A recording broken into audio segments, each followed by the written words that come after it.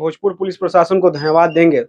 उनके सहयोग से उन्होंने जब मैंने गवाहों की सुरक्षा के लिए बात की, उस समय जो तत्कालीन एसपी थे, चाहे जो, उन्होंने हर तरह से सहयोग किया। इसका परिणाम था कि हम सभी गवाहों को सुरक्षित कोर्ट में लाने में सफल हुए। उनकी गवाही हुई और उनके गवाही के बेसिस पर आज सबको सजा हुआ। क्या डर भी था कि गवाह को लोग बीच में कुछ कर सकते हैं? देखिए, डर हमारे मन में नहीं है, लेकिन वो खूंखार अपराधी है, जंगली अपराधी है और अपराधी के सड़क छाप एक तरह से अपराधी है। इसका न्याय का ज्ञान है, न न्यायिक प्रक्रिया का ज्ञान है। चूंकि ये गवाह की हत्याकांड का केस था, तो हमारी जवाबदेही बनती थी कि जो लोग मेरे लिए लड़ रहे हैं, न्यायालय में जाके गवाही दे रहे। कितने लोगों को सजा सुनाई गई? 4 लोगों को सजा। कौन-कौन है?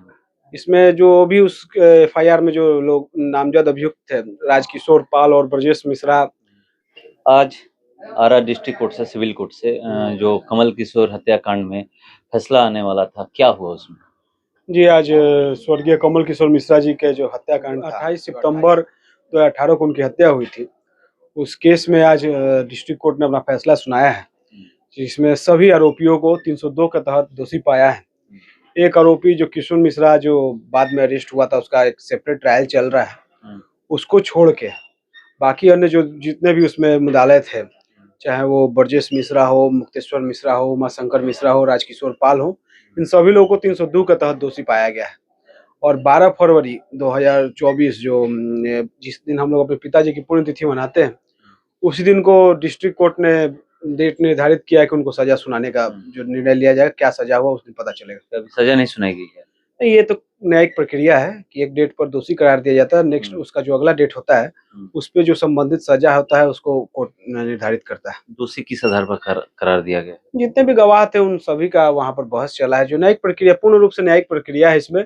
सभी गवाहों की इसमें गवाही हुई थी, रेगुलर बहस चला है। हर तरह से उन लोगों ने भी अपने बचाव पक्ष में पक्ष रखे थे। इन सभी को निर्णय लेने के बाद कोर्ट ने उनको दोषी पाया है और न्याय की ये जीत है, इतना ही कहेंगे इसमें।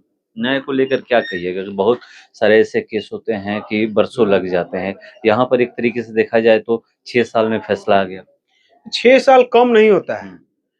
अब आप जैसे बोल रहे हैं कि ऐसे बहुत से केस है, हम लोग को बहुत सारी परेशानी झेलनी पड़ी इस केस को जल्दी इसका सुनवाई करवाने के लिए। हाई कोर्ट से हमको आदेश लेकर आना पड़ा। यहाँ हाँ, एक चीज हम भोजपुर पुलिस प्रशासन को धन्यवाद देंगे। उनके सहयोग से उन्होंने जब मैंने गवाहों की सुरक्षा के लिए बात की, उस समय जो तत्कालीन एसपी थे, चाहे जो, उन्होंने हर तरह से सहयोग किया।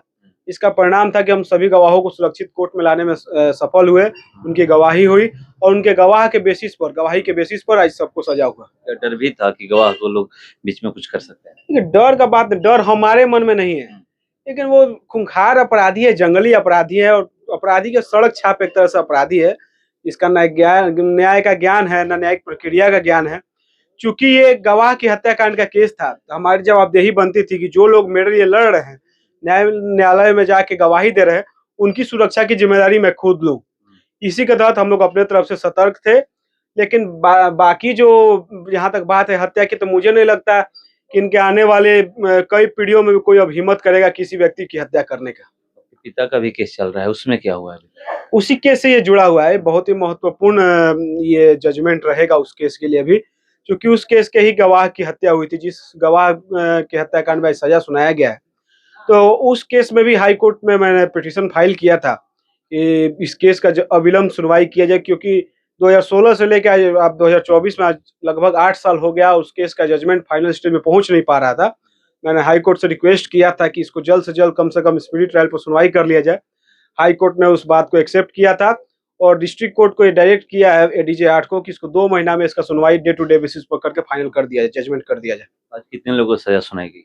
4 लोगों को सजा। कौन-कौन है? इसमें जो भी उस एफआईआर में जो लोग नामजद अभियुक्त थे, राजकिशोर पाल और ब्रजेश मिश्रा, एक उमाशंकर मिश्रा करके है, कोई एक मुक्तेश्वर मिश्रा करके, इसी तरह के जो अपराधी हैं। एक और केस के बारे में पता चला है, बसंत मिश्रा का जो केस है, उसमें क्या हो रहा है? तो बसंत मिश्रा मेरे पिताजी के केस में अभियुक्त है। वो हरेश मिश्रा, ब्रजेश मिश्रा के साथ को अभियुक्त है। उन लोगों के साथ मिलकर इसने हत्या की थी मेरे पिताजी की। उसमें वो हाई कोर्ट से बेल लेने के लिए गया हुआ था। पूर्व में भी उसने वो एक बार बेल पर वो ऑलरेडी छूट चुका था। इसके बाद सुप्रीम कोर्ट के जजमेंट के बाद उसको जेल में वापस डाला गया था। इस तथ्य को छुपाकर वो हाई कोर्ट से बेल लेना चाहता था कि उसका बेल सुप्रीम कोर्ट ने कैंसिल कर दिया है। लेकिन चूंकि न्यायालय है, यहाँ पर भले आंख पर पट्टी बंदी रहती है, लेकिन यहाँ पर तथ्यों को आप छुपा नहीं सकते हैं। हाई कोर्ट ने उस तथ्य को उजागर किया कि इसका कोई बेल जो है सुप्रीम कोर्ट ने कैंसिल कर दिया था। और उसकी पत्नी, उनकी जो पत्नी है, कोई पंचमी देवी जी हैं, नाम शायद हम जानते नहीं है, इस तरह का कुछ नाम है।